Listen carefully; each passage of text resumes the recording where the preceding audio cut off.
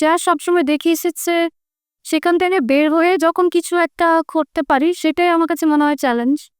ওই চ্যালেঞ্জটা আমি নিয়েছি এবং আমার যা হল রিঅ্যাকশন, অডিয়েন্স রিঅ্যাকশন দেখছি, আমার মনে হয়েছে যে অডিয়েন্স এটাকে খুব ভালোভাবে গ্রহণ করে নিচ্ছে। I think that it's a party song, it's an end credit song. মানে মুভিটা শেষ হওয়ার পরে really not a party song, মানে নট আ আইটেল সং ছিল না, পার্টি সং বলতে পারো। আর আমাদের ইনফ্যাক্ট আরেকটা গান আছে যেটা আমি না আরেকজন শিল্পী, সো ওইটারে তো খুব তাড়াতাড়ি রিলিজ হবে আরেকটা ধামাকা উইক পেছা ছবিতে। সো ওইটাকে আপনি মোরালেস বলতে পারেন আরেকটা ডান্স লিখস।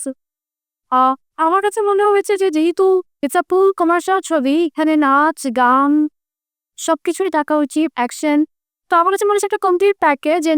আমি খুব ইন্টারেস্টেড ছিলাম এই কনসেপ্ট। ফিজিক্যাল ট্রেনিং করতে হয়েছে, মেন্টাল কিছু training, and action itself or action for the camera is very different.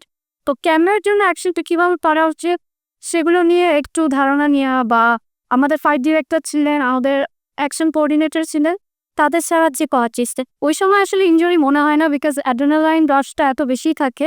তখন উদ্দেশ্য থাকে যে কিভাবে আসলে সুন্দরভাবে ক্যামেরার সামনে নিজেকে প্রেজেন্ট করা।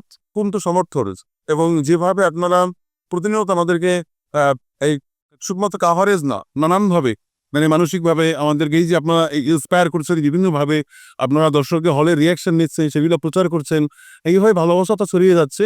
আমার মনে হয় সেটাই এখন আমরা চাই এটা আরো বেশি ছড়িয়ে যায়। এখন যেটা যতটুকু হয়েছে তত ফিরিয়ে আনতে পারবো না। আমরা চাই এখন এই সিনেমাটা দেখে মানুষ যেটা বলে সেটা যত ছড়িয়ে যায়।